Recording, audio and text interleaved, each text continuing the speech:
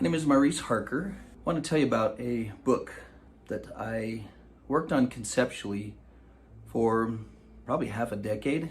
I have a lot of clients who experience anxiety, overwhelm, pressure. They're exhausted. So many things coming at them from so many different directions. And as I was thinking about them, and many of them feel like I'm trying to be like Jesus. I'm trying to be good and get things done and fulfill stewardships and do everything that people want me to do. And then I look at Christ and his relaxed and uplifting and slow and extremely meaningful. How come he's not full of anxiety? How come he's not burnt out? How come he's not overwhelmed and frustrated? So I decided to just take a very simple approach to it and think, how do you be like Jesus when it comes to all the things that need to be done? So I looked a little more closely, did some research, and was looking at his 3 years of his ministry. Remember, that's 3 years.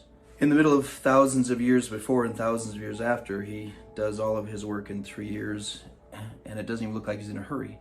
He shows up late to healing the little girl. He says, it's all good. She's not dead, she just sleepeth, and everyone's, you don't understand the importance of panicking here.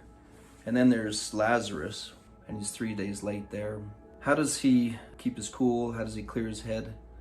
So we have these 3 years, and then I did some more research to find out that his number of visits to the people is approximately 36 visits. And there's very little reason to believe that he was there more than a week every time he did this, maybe even less. So that means 3 to 7 days he's working with the people, and 3 weeks or a little bit more he's not. My question became, what was he doing the rest of the time? And so the Christ cycle is a discussion based on the rejuvenation hypothesis of how Christ attempted to serve, experienced rejection. Most of the people didn't even take him seriously. Most people didn't even make a big deal out of his existence. A measurable number of people were mad at him. And then he tried to help, he was rejected. Then my theory is he went through a decompression as he walked away, and he had to shake it off a bit because of his mortalness. But then he went through a very phenomenal rejuvenation process that I've written a lot about in this book. And then as he's returning, one of the most important scenes for me psychologically is when he's in the Garden of Gethsemane, and he shows a flicker of humanness that many of us experience but then feel really guilty for. He had a moment of reluctance. Father, let this cup pass from me.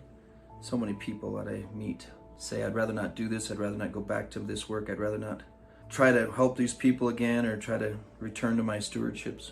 But instead of doing a analysis of results, a return on investment calculation, what are the chances my efforts are going to make a difference?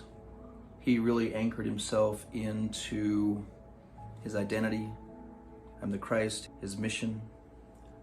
As he pondered that, it infused him with a layer of energy to now return and start the Christ cycle again of trying to be of service, even if people did not appreciate or respect it. So I invite you to read the details of the Christ cycle, and hopefully it'll help decrease your anxiety, your overwhelm, your sense of pressure, because to be like Jesus does not mean you experience anxiety. I hope it helps.